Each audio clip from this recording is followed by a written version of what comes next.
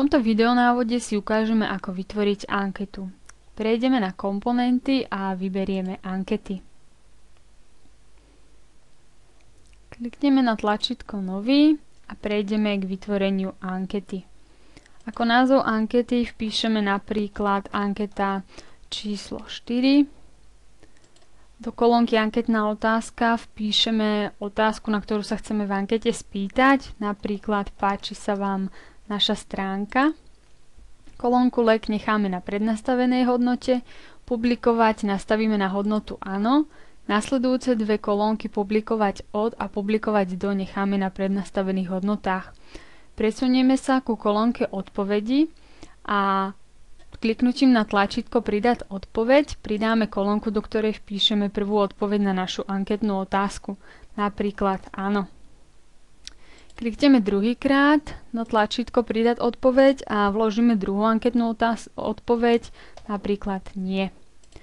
Presunieme sa do pravej časti obrazovky a nastavíme prístup. Na hodnotu prístupné všetkým.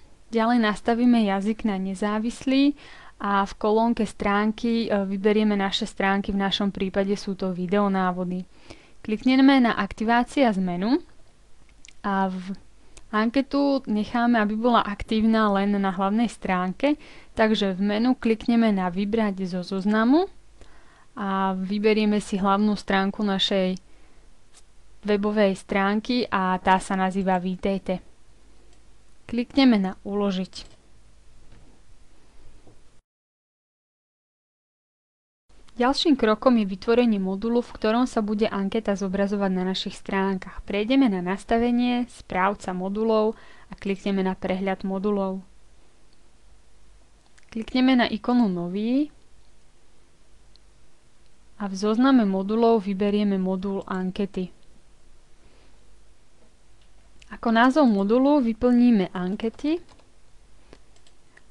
Položku Zobraziť názov nastavíme na hodnotu áno, publikovať na hodnotu áno. Ďalej položku Kategória, v tejto položke vyberieme hodnotu nečlenené, keďže sme si vopred žiadnu kategóriu nevytvorili. Ďalej nastavíme prístup na prístupné všetkým. Jazyk ponecháme na hodnote nezávislý. V šablóne vyberieme šablónu, ktorú používame, v našom prípade je to šablóna Level. A v kolónke stránky vyberieme naše stránky, v našom prípade sú to videonávody. Ďalej nastavíme voľba ankety na hodnotu podľa komponenty, čo znamená, že sa nám budú v tomto module zobrazovať všetky vytvorené ankety.